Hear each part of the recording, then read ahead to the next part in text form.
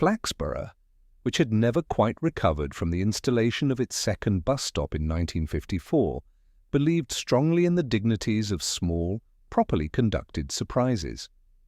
It approved of engagements announced in the Gazette, of polite church collections, of new lace curtains. It did not approve of mystery before lunch. Thus, when Miss Blenkinsop drew back the thin curtains of the ironmonger's shop at 8:30 and observed a bicycle suspended upside down from the railings of St. Mark's Church, she did not cry out, she did not faint. She merely inhaled through her nose and decided with admirable restraint that something was not quite in order. The bicycle was unmistakable.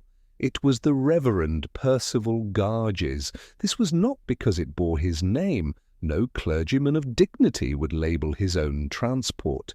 It was obvious because it was the only bicycle in town with a saddle that gave the impression of long familiarity with disappointment, and handlebars that leaned permanently to the left like a theological doubt. Reverend Garge, curate of St. Mark's for 7 years, and assistant to the vicar for most of them, had always been proud of that bicycle in the private way that men are proud of objects which have seen them through repeated small humiliations. At precisely 8:42, Reverend Garge emerged from the vestry, wearing a cassock that had been pressed with more determination than success. He intended, as he had done every weekday morning without exception, to mount his bicycle and pedal to Mrs. Willoughby's lodging-house, where a breakfast of thin tea and thick silence awaited him. He stopped. He did not stop with drama. He did not gasp. He merely stared, and in the privacy of his own mind formed the slow, confused thought that the world had been adjusted without proper consultation.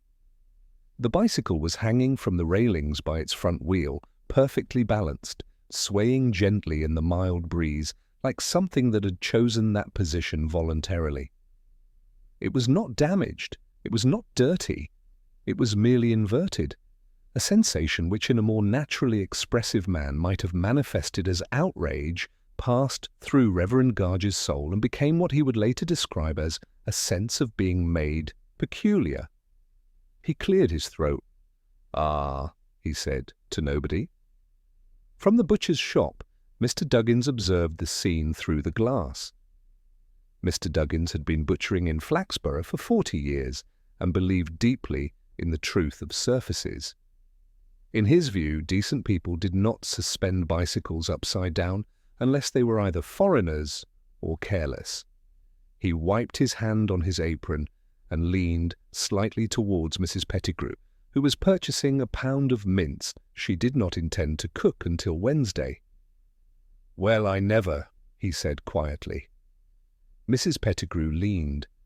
"It's that curate's contraption?" she asked. "Yes," said Mr. Duggins, turned over like.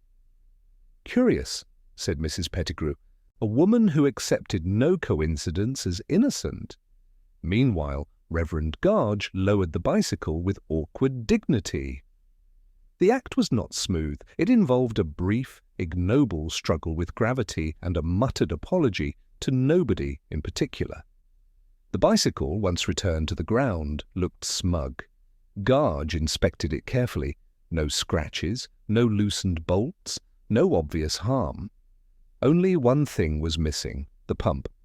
He noticed it with a peculiar slowness, as though admitting to himself that a small object might now be the central feature of his morning. The pump, which had been clipped modestly to the frame, was gone. Now, this should have been a criminal matter, theft, technically. Yet theft had a vulgar sound to it, and nothing about this felt vulgar. It felt deliberate. Behind lace curtains and half-opened blinds, Flaxborough digested the scene. Miss Hargreaves, who had once been jilted and never recovered, decided that the curate had enemies. Mr. Bushell at the post office surmised that it might be a youthful prank with political undertones. Mrs. Willoughby, not yet aware that her breakfast guest would be late, felt a faint tightening of the lips without knowing why. And somewhere, a little way down the high street, Inspector Purbright was standing in the doorway of the tobacconist's shop, regarding a tin of mints with the faintly puzzled air of a man who felt that sweetness was not entirely to be trusted. He had no reason yet to look towards the church, but he did briefly. He observed the small knot of respectable distance gathering around the railings, the posture of Reverend Garge, and the bicycle now leaning with what could only be described as injured dignity. He said nothing. He purchased his mints, and, something far quieter than suspicion, stirred politely. By 10 o'clock that morning, Flaxborough had absorbed the bicycle incident into its bloodstream. It did not speak of it loudly. It did not run to telephones or ring bells. Instead, it spoke in pauses, in murmured changes of tone, in the careful lifting of eyebrows that conveyed everything while promising nothing. Reverend Garge, having replaced his bicycle upon its wheels and failed to locate the pump after 3 separate and increasingly apologetic searches of the gravel path, proceeded on foot towards Mrs. Willoughby's lodging-house. The absence of the bicycle beneath him caused an unfamiliar soreness of dignity. He walked more quickly than usual, which achieved nothing but an advanced state of breathlessness and a vague resentment of his own shoes. Mrs. Willoughby observed him approach through the net curtain with the same expression she normally reserved for unexpectedly large gas bills. "He's late," she said aloud, to the teapot. Reverend Garge arrived with an apology that was elaborate, detailed, and faintly theological. Mrs. Willoughby received it with the thin smile of a woman who considered punctuality a moral discipline. When he mentioned the bicycle, she made a small sound which might, in less restrained company, have been described as satisfaction. Back along the High Street, opinion was forming like damp. At Duggan's butchery, a line of customers extended 2 places further than usual, not because of demand, but because obstacles invite congregation. "I always said," murmured Mrs. Pettigrew, "that those railings weren't high enough to discourage people of a certain nature." Mr. Duggins, who found agreement soothing, nodded. "Not the sort of thing that happens in better towns," he said, though he had never been to one. At the post office, Mr. Bushell permitted only the most delicate of speculations, primarily because he enjoyed the sensation of withholding. "Youthful energy," he said to no one in particular. "When it's got nowhere to go, it turns to arrangements." The bicycle, he felt, had been arranged. Inspector Purbright conducted his morning in almost complete ignorance of the emotions he was provoking. Having purchased his mints, he had wandered slowly along the High Street, his hat set at an angle which suggested neither carelessness nor confidence, but an indifference to the opinion of wind. He paused briefly at the ironmonger's window, failing entirely to notice the nails, but observing with mild interest the faint reflection of the church railings in the glass. He did not hurry towards them. Hurrying was an admission of excitement, and excitement was rarely useful. Instead, he stopped at the tobacconist's, exchanged several remarks of no obvious importance with the proprietor, and drifted, by no design at all, towards St. Mark's. By this time, the bicycle was gone. Only the faint disturbance in the gravel and the ghost of speculation remained. A small group stood at a respectful distance from the railings, pretending to examine clouds of no particular interest. Perbrite viewed the railings without apparently doing so. "You missed it," said Miss Blenkinsop, who considered herself an authority now. "Did I?" Perbrite asked mildly. "It was the curate's bicycle," she said, "hung upside down, like some sort of demonstration." He nodded, though she could not tell why. "Is that a regular occurrence?" he asked. "Good heavens, no," she said. "We're quiet folk." "Yes," he said, as if tasting the word. He did not ask about the pump. He did not ask about times. He did not ask who had been seen. He merely nodded again and thanked her for the information she had enjoyed withholding until asked. By midday, the curate's misfortune had reached the grocery stores, the drapers, and, in a heavily edited form, the hairdressers. "Could have been envy," said a woman having her fringe trimmed. "Of a bicycle?" asked the hairdresser. "You never know," the woman replied. Meanwhile, Reverend Garge, fortified by tea and a slice of bread that had ambitions of butter, returned reluctantly towards the church. Walking back, he noticed for the first time how many people were walking slightly behind him, or slightly ahead, or across the road with no particular destination. He became aware of himself as a story. At the market square, Councillor Hardwicke was explaining to anyone who would listen that if the police were properly resourced, these bits of nonsense would not happen. "What bits of nonsense?" asked a man who did not care. "This sort of disrespect," said Hardwicke, without being able to specify where it lived. In the afternoon, the curate found the church unusually well attended by visitors who had no need to be there. Miss Hargreaves wandered in to light a candle she had no intention of paying for. A man from the gasworks inspected the notice board twice. The pump did not reappear. No one admitted to having moved the bicycle. No one had seen anyone move it. All that existed was a shared, invisible decision that something faintly improper had brushed against the town. Inspector Purbright ended his day at his modest desk. He wrote nothing of consequence. He sharpened a pencil that did not require it. He folded and unfolded a scrap of paper until it took on a personality of its own. He thought without thinking of the bicycle's dignity, of the curate's careful shoes, and of the curious way in which decent people gathered around indecency while denying any appetite for it.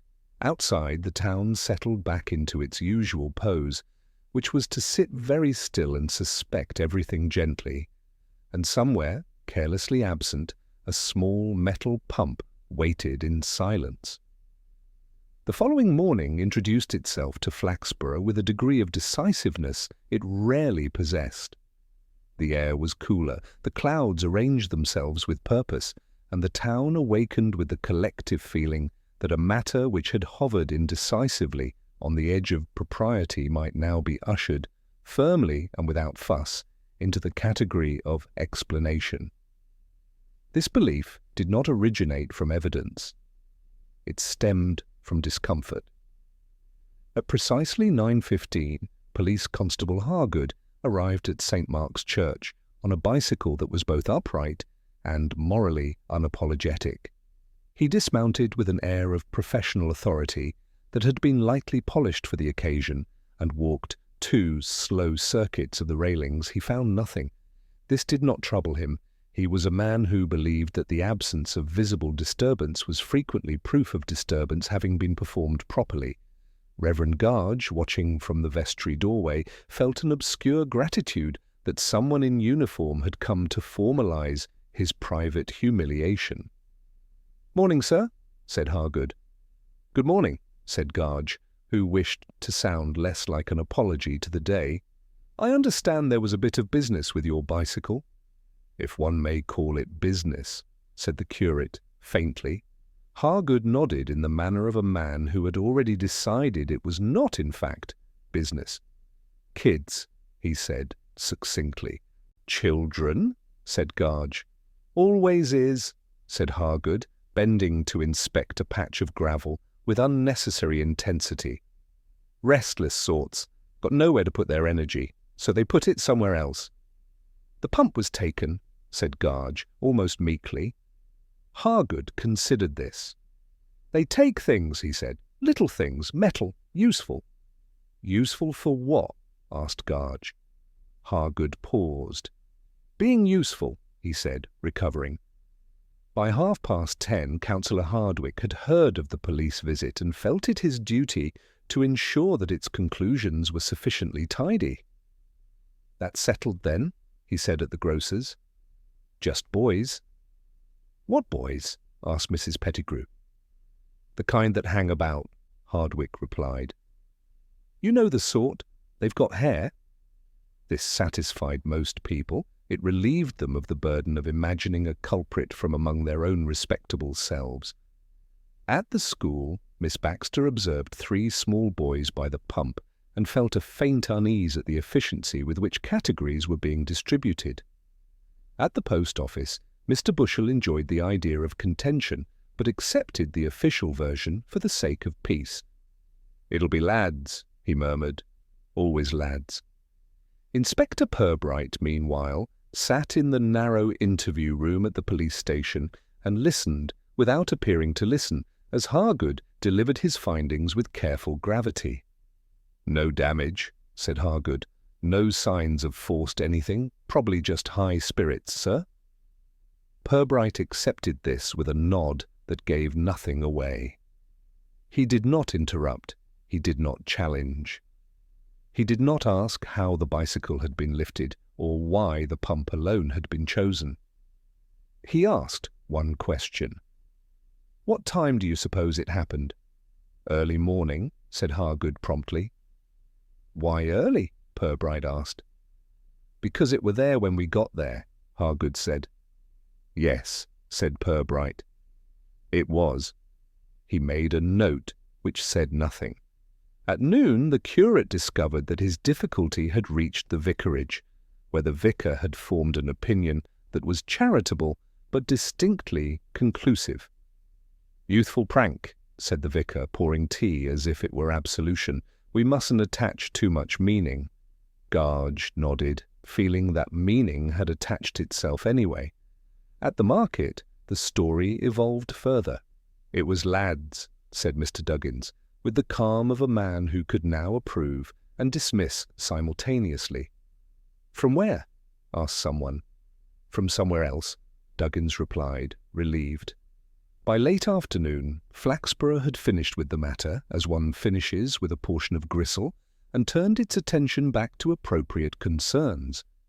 The bicycle, now standing politely beside the vestry wall, seemed almost embarrassed by the attention it had received.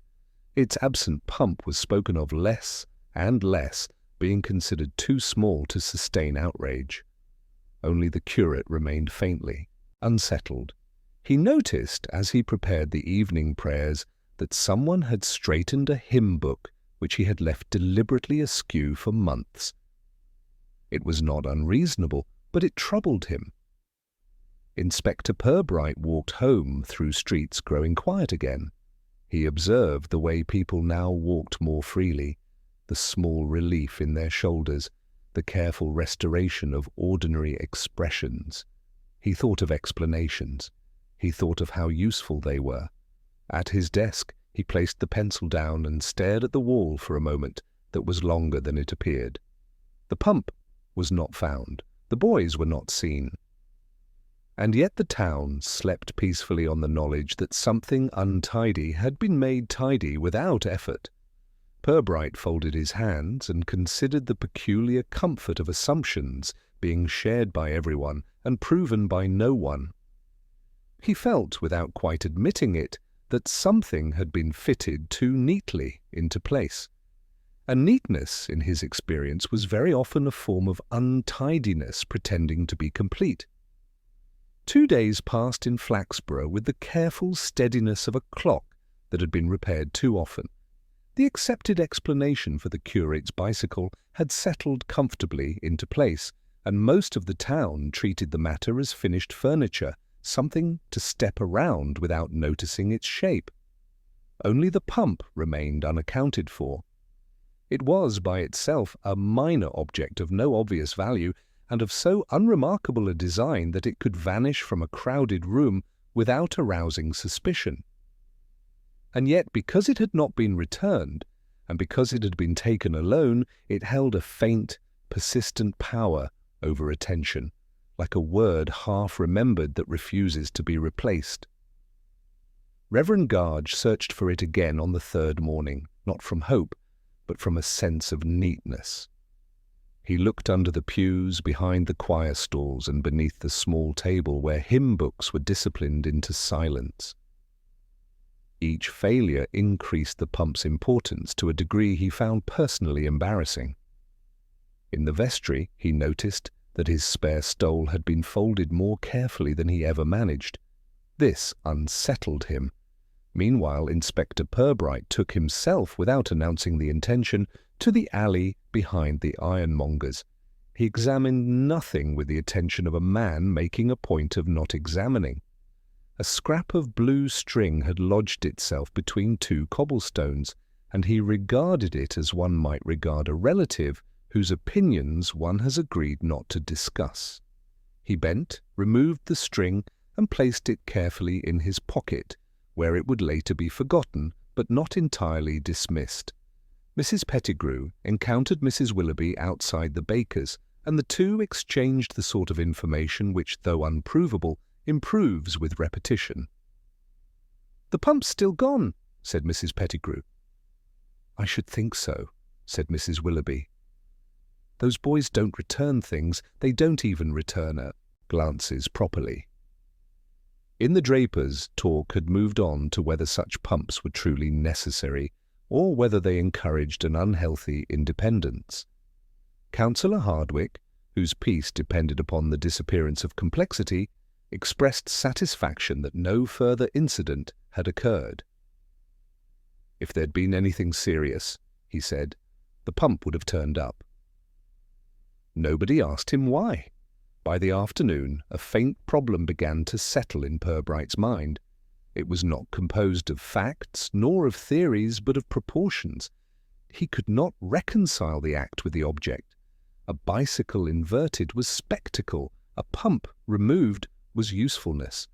The two did not belong, and yet they had occurred together. He walked slowly along the side of the schoolyard. The children were at play, their noise exaggerated by the newly restored confidence of their elders. He watched without being watched, his hands behind his back, his expression as mild as the sky. He did not ask about the pump. Children, he knew, respect questions too much.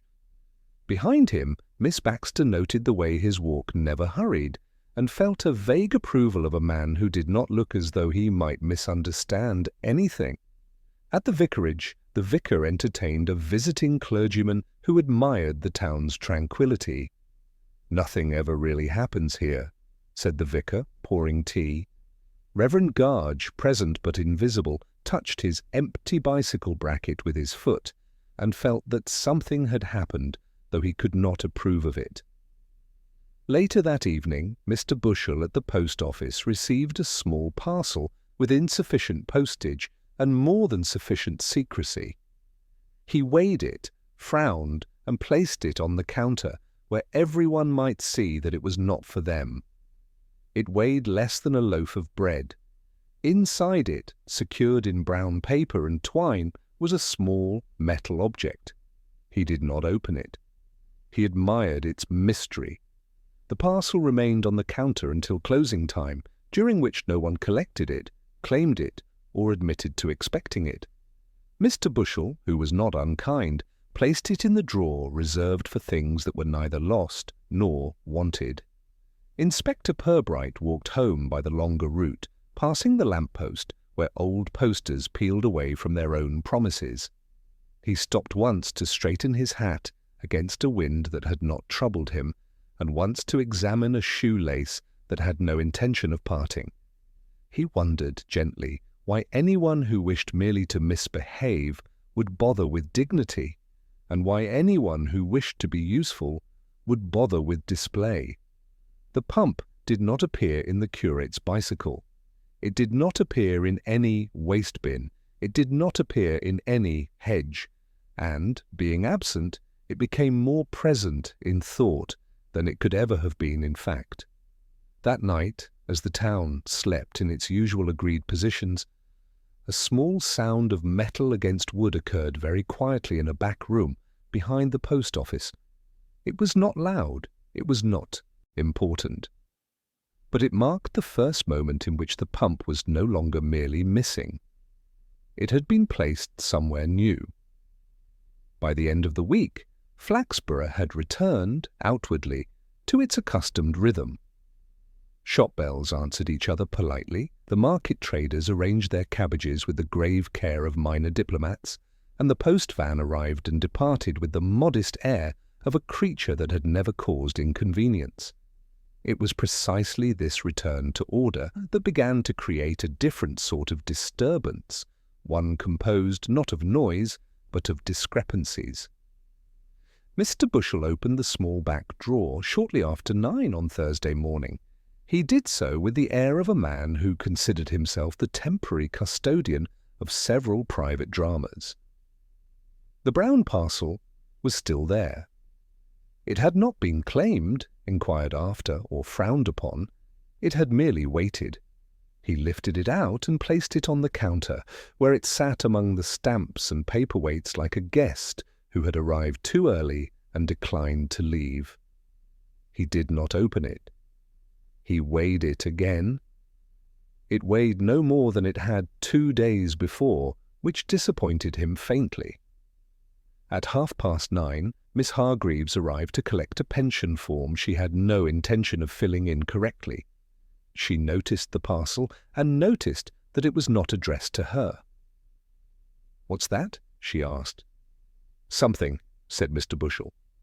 By 10 o'clock, 2 people who did not know each other stood separately in the street outside the post office and looked at the door as though it had offended them. Inspector Purbright, who had spent the morning in a conference that involved far more tea than honesty, found himself at liberty earlier than expected. He walked without decision towards the market square. He had no firm destination, but he found that he walked more slowly as he passed the church and more quickly as he approached the post office, which suggested to him that his thoughts were making arrangements ahead of him.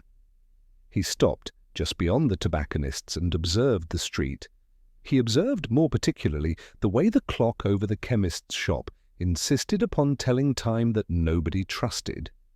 He also observed that at precisely 10:12, Mr. Dobson, who claimed to deliver eggs in a manner that was both unpredictable and moral, crossed from the draper's to the baker's and then turned very deliberately into the alley beside the post office. Mr. Dobson did not deliver eggs to the post office. This was a small inconvenience to theory. Inside the post office, Mr. Bushell was explaining in guarded terms that uncollected parcels were a feature of modern life. He was interrupted by the sound of the back door moving very slightly without the permission of hinges. The parcel remained where it was, but it seemed suddenly less anonymous. Outside, Reverend Garge was struggling with a mild religious crisis involving a broken shoelace and the discovery that he had missed the 11 o'clock bell by 4 minutes. He took a longer route towards the church, passing the alley and noticing nothing except a faint smell of glue. Mrs. Willoughby, whose sense of time was both exact and accusatory, noted that the curate was now becoming unreliable. "He's not the same without wheels," she said to a plate. At noon, Councillor Hardwicke chaired a minor meeting concerning the rearrangement of the public benches. It was poorly attended, but strongly felt. During the course of it, he remarked, without intending to, that certain deliveries had been at odd hours lately. Nobody asked him which. By early afternoon, conversation in the town began to take on a new quality. It was no longer about what had happened, but about when people had been where. Timetables, which had never before troubled Flaxborough, started to cause a faint irritation. "I always come back by 10:30, said Mrs. Pettigrew, though she had not noticed the time for years. "I was nowhere near the church," said Mr. Duggins, who had not been accused. At the police station, Perbrite sat with a cup of tea that had grown cold and a notebook that had grown honest. He wrote down, without flourish, 3 times, 8:30, 8:45, in 9, 10. He did not explain them. He did, however, notice that Police Constable Hargood had claimed quite sincerely to have passed the church at 9 exactly on the morning of the bicycle incident, while the butcher recalled seeing him nearer 10. He did not ask either man about this, he merely thought. Late in the afternoon, the small back door of the post office opened fully. The parcel slid an inch across the counter. It had not been touched. It had not been bumped. It had simply moved, as though accepting that it was no longer private. Mr. Bushell stared at it and felt, for the first time, that he might be involved in something that did not belong to him. He locked it in the drawer again. At dusk, Perbrite walked the street in the opposite direction to his thoughts. He passed the church, the market, the post office, and the alley. He noticed footsteps that were not there and pauses that lasted too long. He began privately to understand that while the town believed the matter finished, its habits were beginning to betray it. Not because of what people said, but because of when they said it, and because of the small, inconvenient truth that respectable people, when forced to account for their own movements, tend to invent a version of punctuality that never existed. Behind the closed curtains of the post office, the parcel waited with a patience that had nothing to do with innocence. Metal cooled inside it, and the faint memory of oil lingered like a breath held too long. Somewhere in the town, a man checked his watch twice without knowing why, and a woman folded a timetable from the newspaper and placed it in a drawer she rarely opened. Quietly, without declaration, the town began to feel that time itself had shifted. It waited for a mistake. The bicycle, having lost the importance of being a spectacle, acquired instead the quieter dignity of being discussed. It stood beside the vestry wall with a patience that suggested it had accepted a new role in life, not as transport, but as symbol. People passed it more slowly now, and although no one touched it, several adjusted their walking to avoid appearing to avoid it. Reverend Garge had wiped it clean that morning with a cloth borrowed from the vestry cupboard. He did not know why he did this. The bicycle had not been dirtied. It had been embarrassed. He polished the handlebars as though smoothing out a memory that did not belong to metal. Without the pump, the machine looked slightly unfinished, like a sentence without its final courtesy. At the baker's, two women stood at the counter and discussed the matter with the furtive intimacy usually reserved for births. "It's not right to meddle with a clergyman's things," said one. "It's not right to leave them where they can be meddled with," said the other. Neither was speaking of the bicycle. Inspector Purbright walked past the church in the late morning and glanced, quite accidentally, at the way the front wheels sat very slightly to the right. It was a small thing, but it suggested that whoever had lifted it had handled it with care rather than haste. This pleased him faintly, and then displeased him. He noted that the chain had not slipped, the saddle had not been grazed. Even the bell remained politely aligned. This bicycle had been respected. At the market, the incident had taken on a new life as metaphor.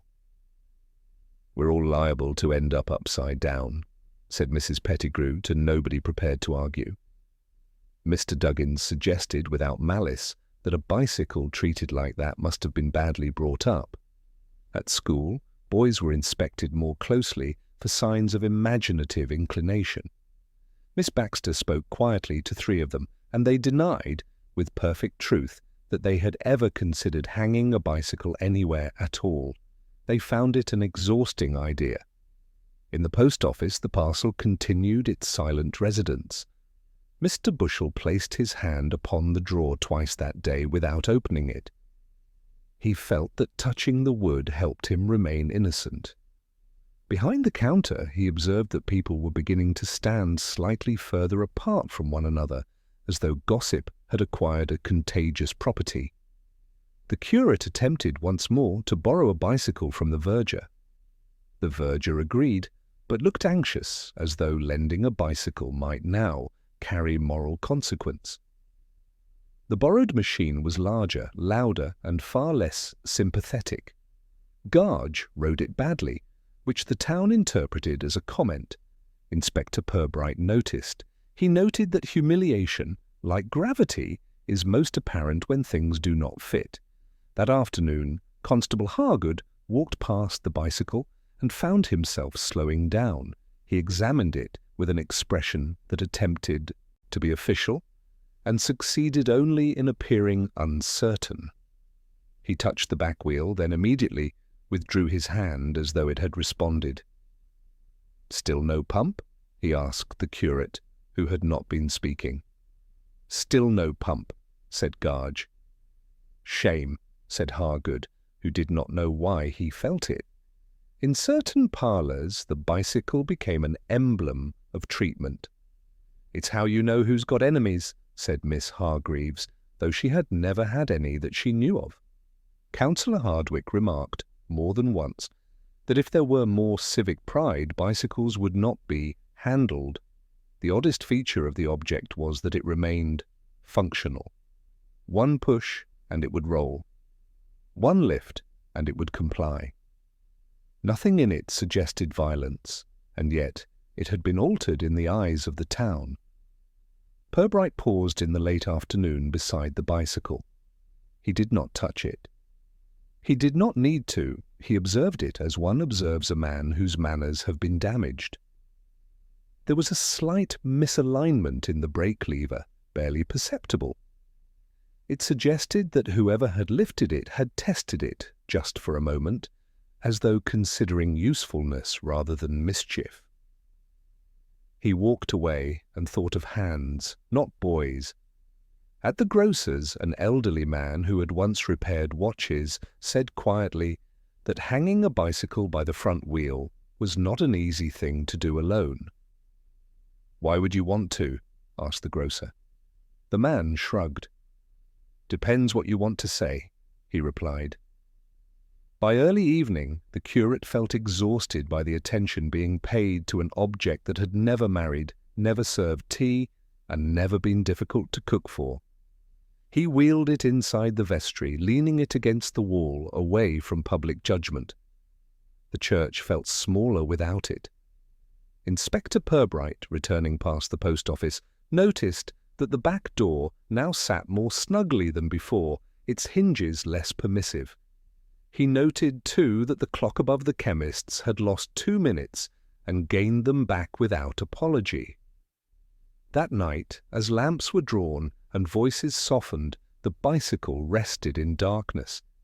Its silence felt heavier indoors. Outside, feet passed the church more lightly, and one or two paused without knowing why.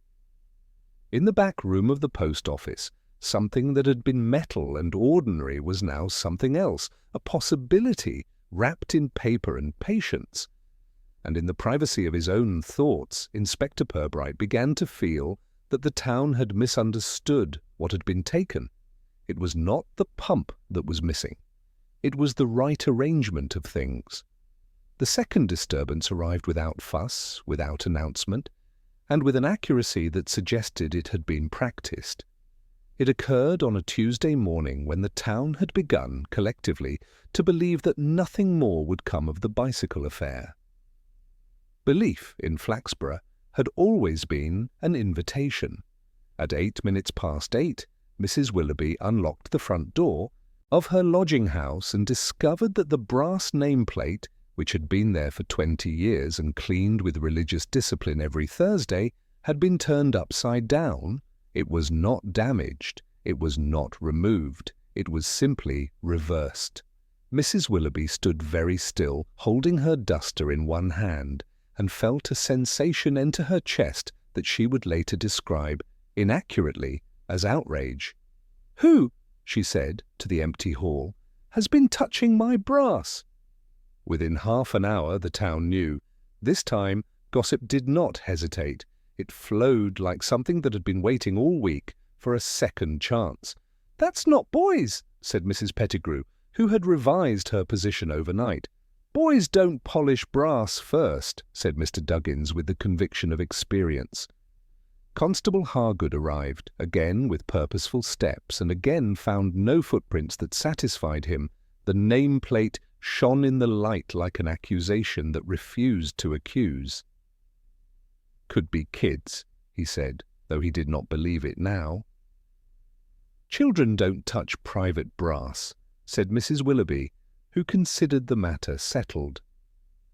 Inspector Purbright heard of the incident before he saw it, which was unusual and slightly inconvenient. By the time he arrived, the front step of the lodging-house had been blessed with speculation, improvement, and 3 entirely different interpretations of civic decline. He examined the plate without touching it. He liked brass, it was honest. It wore its age without vanity. "Taken off?" he asked. "No," said Mrs. Willoughby. "Turned?" He nodded. "Carefully?" he asked. "Very," she said at once, glad of this. By midday, connections were being drawn too quickly for comfort. "It's the same hand," said Mr. Bushell, who had never seen the hand. "They're playing games," said Councillor Hardwicke, who did not enjoy games. "I've heard of these things," said Miss Hargreaves, who had not. At the post office, the parcels seemed heavier. Mr. Bushell opened the drawer twice and closed it again with small, embarrassed movements. The back door made a faint sound when the wind touched it, which led him to believe, without reason, that he was being observed by furniture. Reverend Garge, upon hearing the news, felt a coldness behind his eyes.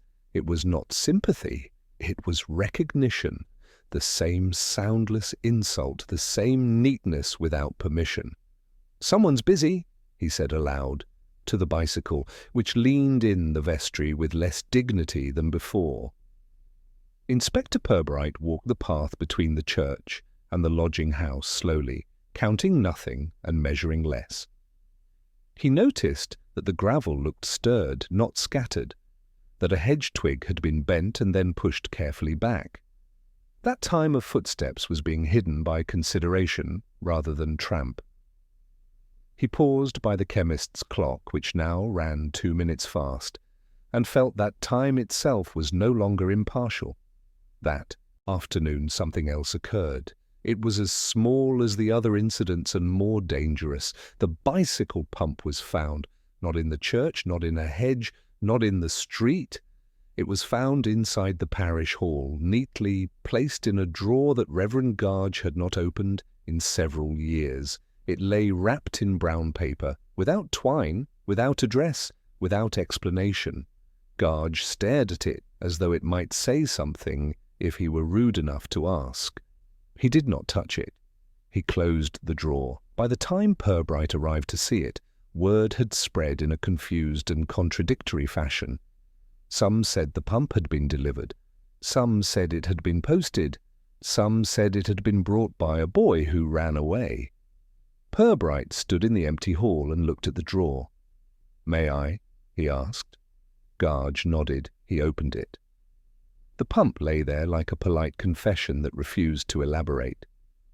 He lifted it carefully. It was clean, too clean. It smelled faintly of oil and faintly of wood polish. Inside the hollow of the handle a faint scratch had been made, invisible to those who did not expect such things. He did not mention it. He replaced the pump. That evening the town experienced uncertainty with a sharper edge. This was not mischief now, this was arrangement. It was order applied when none had been asked for. In the market square people spoke less loudly. "I don't like it," said Mrs. Pettigrew. "It's clever," said Mr. Bushell, then wished he had not. Old Mr. Dobson, who had watched the post office alley with professional caution, decided to stop watching it altogether, which was a form of surrender.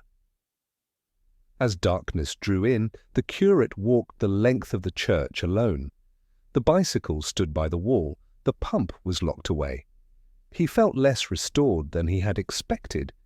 Inspector Purbright walked home through lamplight that seemed slightly less forgiving than usual. He recorded nothing. He questioned no one. He simply held in his mind the position of a nameplate, the condition of brass, the cleanliness of metal, and the way a careful hand had left its mark, only where it could not easily be seen. The town went to bed uneasy. It had been touched twice now, and this time The touch had returned something, which meant that whoever was responsible was no longer finished but was merely making a different point. The town, having been touched twice by careful hands, acquired a new stillness that had nothing to do with peace.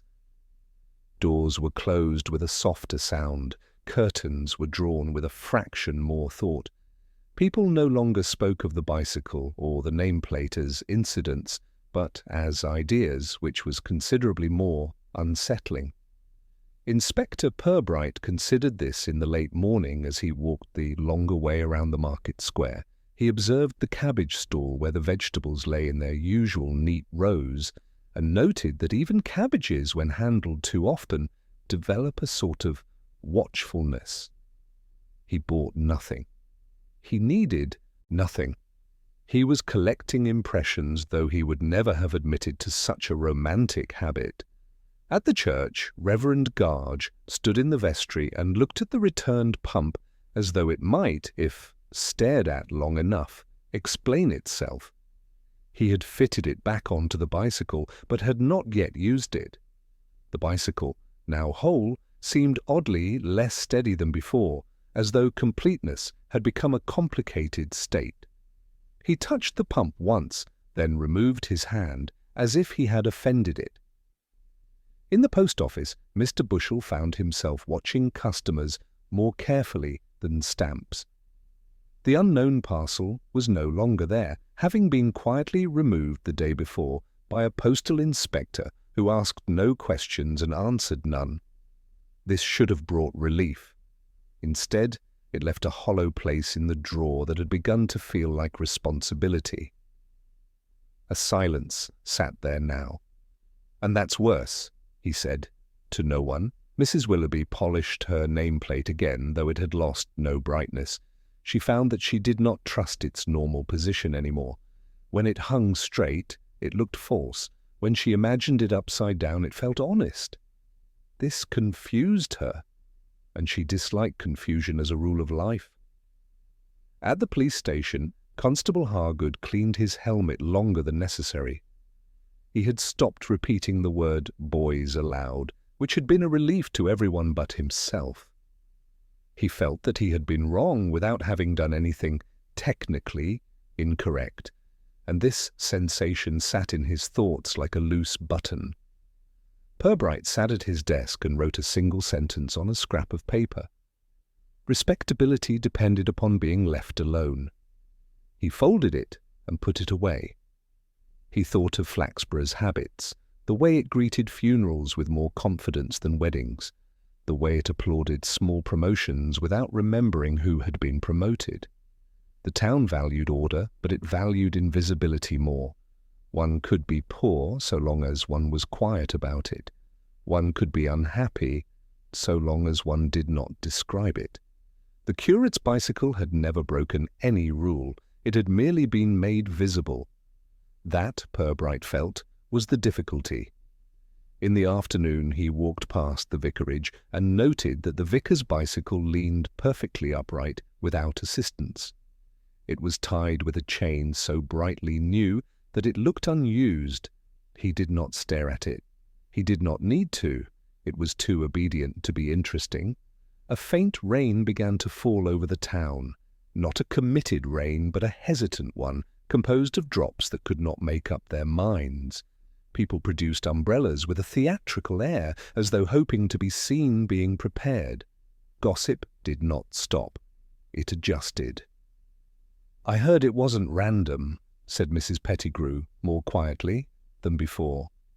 "Nothing is," said Mr. Duggins, who now found this idea comforting. At the parish hall, the returned pump sat fixed to the bicycle with perfect correctness. The scratch inside its handle remained invisible to everyone except Inspector Purbright, who did not look for it again because he no longer needed to. He had memorized it. The mark was not a name. It was not a symbol. It was the sort of careless line a man makes when he is pretending to be careful. That mattered. By early evening, Perbrite found himself standing near the alley beside the post office again. He did not enter it.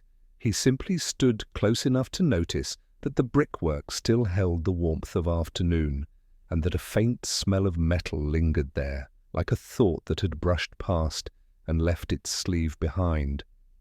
He considered the nature of tidy crimes. Untidy crimes were loud, they showed themselves. This was a crime that made things behave. It tidied, adjusted, corrected. Whoever had done these things was not trying to destroy order. They were trying to point out where it had already failed. This was not a comfortable thought. Reverend Garge, in the quiet of the church, felt the same discomfort without understanding it. He knelt for longer than usual and found that his prayers contained more pauses than words. He thought of the pump.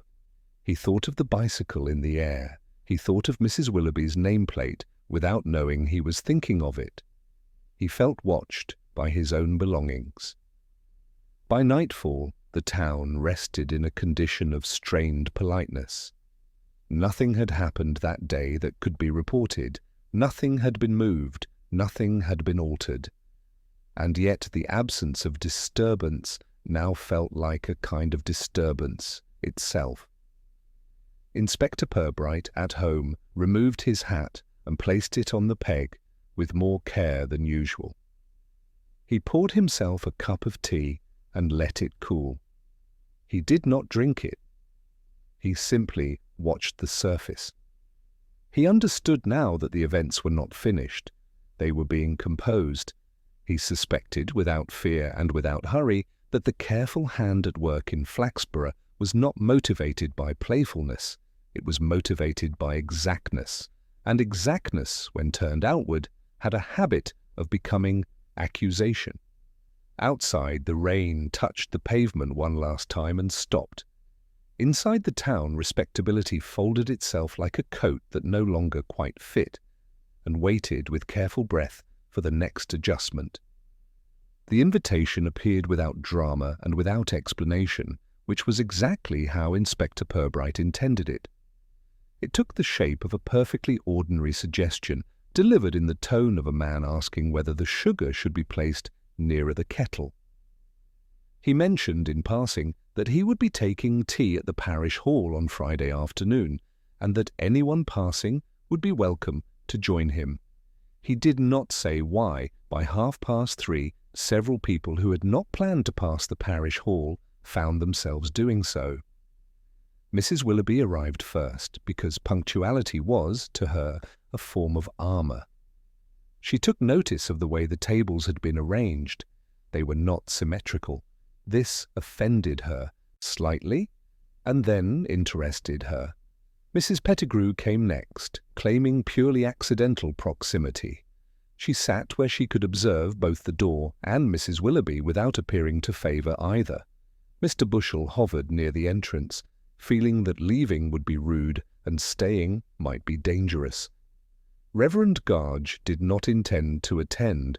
He found himself there anyway, as though summoned by the quiet, inward pull of dread disguised as courtesy. Perbrite poured tea with a care that suggested he considered the cup to be a fragile witness. He asked small questions. How was the weather? Had the market been busy? Was the brass at the lodging-house holding its shine? It was a trap made of politeness. Mrs. Willoughby answered briskly. "I clean it myself," she said. "Always have." "Always on Thursdays?" Perbrite asked. "Always," she said, then paused. "Sometimes Fridays." "That must be tiring," he said. She brightened, then frowned. Mr. Bushell, watching the kettle, felt as though the steam were spelling something. It occurred to him that he should mention the parcel, and then he realized that he should absolutely not mention the parcel. He chose a third option, which was to say nothing but think very loudly. Reverend Garge sat with his hands folded, remembering the way the pump had felt when he touched it. He wondered whether anyone else had felt it. He wondered why that thought felt rude. Perbrite began to speak of harmless things, of the bicycle, of the way it had been hung. "Must take a bit of care, that," he said easily, "not to scratch it." "Yes," said Mrs. Pettigrew, too fast. No, said Mrs. Willoughby, too slow. Silence fell for precisely the right length of time. You wouldn't want to damage the finish, Perbrite went on, or the brass. Mrs. Willoughby's fingers tightened around her cup. Brass scratches easily, she said. Unless you know where to hold it, Perbrite replied. Mr. Bushell swallowed. No one noticed, which was worse. The trap tightened, not by force, but by grammar. Perbrite turned to Reverend Garge. You said the pump smelt of polish, he said mildly. I didn't, said Garge faintly. You thought it, said Perbrite. Garge flushed, for this was true and indecently accurate. I did, he admitted. Mrs. Willoughby shifted in her chair. Mr. Bushell looked at the floor, which had never betrayed him. Polish has a particular smell, Perbrite continued, pouring more tea that no one wanted. It's comforting, makes things feel correct. Things should be correct, said Councillor Hardwicke from the doorway, having arrived without noticing he had done so. Perbrite smiled. Yes, he said. They should. He set his cup down very gently. No one here wanted to steal, he said conversationally. And no one here wanted to break anything. Faces held still, as though startled by their own muscles. They wanted to fix something. No one spoke. They wanted to show how easily a respectable surface can be turned round. Mrs. Willoughby said nothing. Mr. Bushell thought of the drawer. Reverend Garge thought of the wheel in the air. Perbrite stood, walked to the drawer in the back of the hall, and opened it. He did not remove anything. He did not need to. The careful hand, he went on, cleaned, polished, adjusted, and put things where they ought not to be, to show how much we depend on them being where they are. The clock outside struck 4, and no one moved. This was never about boys, he said quietly. It was about being unseen. Mrs. Willoughby's mouth opened, then refused to help. Mr. Bushell felt relief and dread shake hands. Perbrite closed the drawer. He looked at no one in particular. Someone wanted to remind the town, he said, that respectability is a balance, not a fact. No one confessed. No one needed to. The trap had closed, not on a person, but on an idea. And the idea remained, seated politely at the table, drinking tea it did not like. The room remained unchanged after the gentle trap had sprung, which was perhaps the most unsettling detail of all. The cups were still warm. The chair legs still sat squarely on the floor.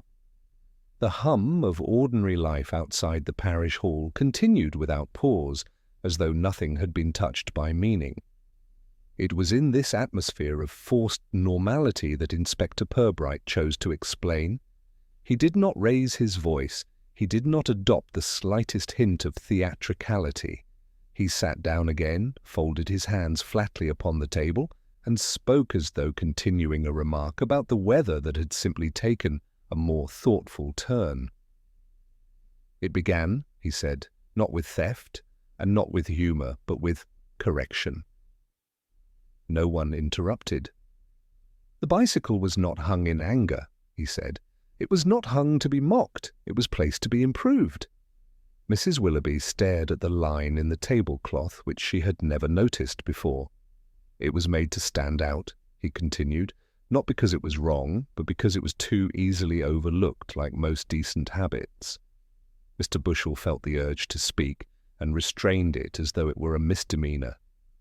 You all assumed boys, Perbrite said, because boys are untidy, and untidiness is comforting. It allows a thing to be dismissed. He lifted his cup, but did not drink. The pump was removed not for use, but for holding. Reverend Garge looked up. Holding? He asked, dirtier in thought than speech. To see if it would be missed, Perbrite replied. A quiet understanding moved around the table without acknowledgement. It was wrapped. It was cleaned. It was kept. He paused. and then it was returned. "Why?" Mrs. Willoughby said, before she had time to stop herself. "Because the point had been made," Perbrite said. He turned slightly, but not fully, towards the back room. "The person responsible," he said gently, "did not live in anger. They lived in precision." Mr. Bushel's hands closed around the edge of his chair. "They watched the town," Perbrite went on. "They watched who walked past without looking, who polished surfaces, who corrected hymn books. No one found this reassuring. They watched how easily objects became invisible. The clock outside struck again, but no one counted the sound. The second act," Perbrite continued, "was not escalation, it was encouragement." "The nameplate," Mrs. Willoughby said faintly. "Yes," said Perbrite. "Turned, not broken." Silence swelled. "It was an invitation," he said, "to notice."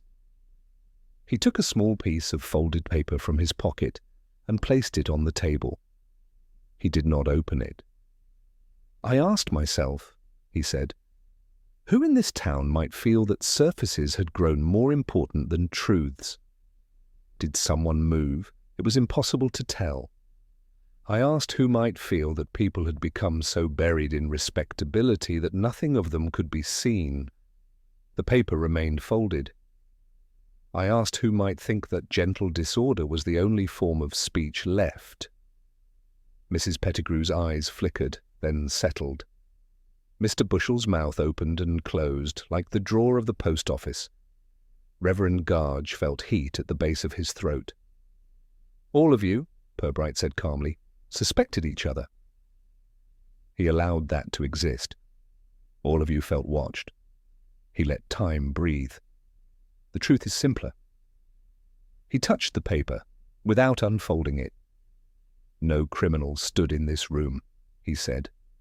A ripple of almost relief ran through the tea. "Because what you felt was not crime," he said. "It was proof." Silence dropped, folded and exact. "A careful man wanted to show you something," he said. "Not to destroy, to instruct." Mr. Bushel whispered without sound, "Who?" Perbrite looked at him. "That is not the question," he said. He lifted the folded paper. "The question is why it worked." He unfolded it. The paper was blank. The blankness said more than names. "Nothing was written," he said, "because the point was never the person. It was the gap between what we pretend not to see and what we depend upon to remain unseen." The room felt smaller. "And that," he said, "is why there will be no arrest." Mrs. Willoughby's shoulders lowered without permission. Mr. Bushel felt air return to his body. Reverend Garge breathed for the first time without caution. "Everything was returned," Perbrite said. "Everything was cleaned. Nothing was harmed." He folded the paper again. "There is no crime in a mirror." He rose slowly, not to leave, but to complete the thought. "You have all been shown how carefully your world balances on the position of small, borrowed things." No one asked another question. No one stood. No one dared to speak. Perbrite looked around the table once, mildly, as if memorizing the arrangement of cups. "That is all," he said. And in the pause that followed, no one felt brave enough to argue with the comfort of an explanation that asked for nothing in return. Morning returned to Flaxborough with the same quiet confidence it had displayed for generations, but something in the air had learned a new shape. The light fell on windows, just as it always had. The milk bottles stood in their neat white rows. The chemist's clock continued in its peculiar relationship with time. Yet the town now breathed with a care that was not quite fear, and not quite relief. Mrs. Willoughby, true to form, rose early and polished her brass nameplate. This time she did not consider turning it. She accepted its proper position without comment, which, for her, was an act of considerable restraint. She noticed that the damp cloth left faint, honest streaks in the metal and decided, after a long internal debate, not to remove them. Reverend Garge fitted the pump to his bicycle and rode it for the first time since its return. The tyres held their pressure. The wheels remained obedient. He found that he rode more slowly than before, as though speed now felt indecent. Passing the ironmonger's shop, he caught his own reflection in the glass and did not flinch, which surprised him. At the post office, Mr. Bushell opened his drawers with less ceremony. The empty space in the back drawer remained, but it no longer felt accusatory. When he handled the morning mail, he felt oddly lighter, though he could not have explained why being unsettled had begun to feel like being dishonest. "I like things where they belong," he said to no one. He did not feel mocked by the silence. Constable Hargood walked his usual circuit and decided that he would no longer blame boys for things that behaved like adults. This was for him a weary and complicated victory. He touched the brim of his helmet to Mrs. and Sirs with a fraction more thought. Councillor Hardwick attended a small civic meeting and spoke less forcefully about benches. He noticed, for the first time, that one of them sat very slightly crooked and chose not to mention it. This felt like wisdom. Mrs. Pettigrew bought her meat without commentary. This was noticed. Inspector Purbright returned to his desk and opened his final file. It contained no names. It contained no charges. It contained 3 words written in the same neat hand: arrangement, observation, balance. He closed it and placed it where unfinished things were supposed to rest. The town resumed its habits, but with small amendments. People looked at door handles before assuming they were still in the right place. They noticed brass more often. They treated bicycles with a faint, thoughtful respect. It was no longer unusual to see someone straighten a picture frame in a public place and then retract their hand, fearing they had been too forward. At the market, cabbages were still cabbages, but the way they were aligned seemed to hold mild meaning. "Nothing's happened lately," someone said. "No," said another, who now doubted anyone who said such things. In the church, the curate knelt and found that his prayers were quieter, but steadier.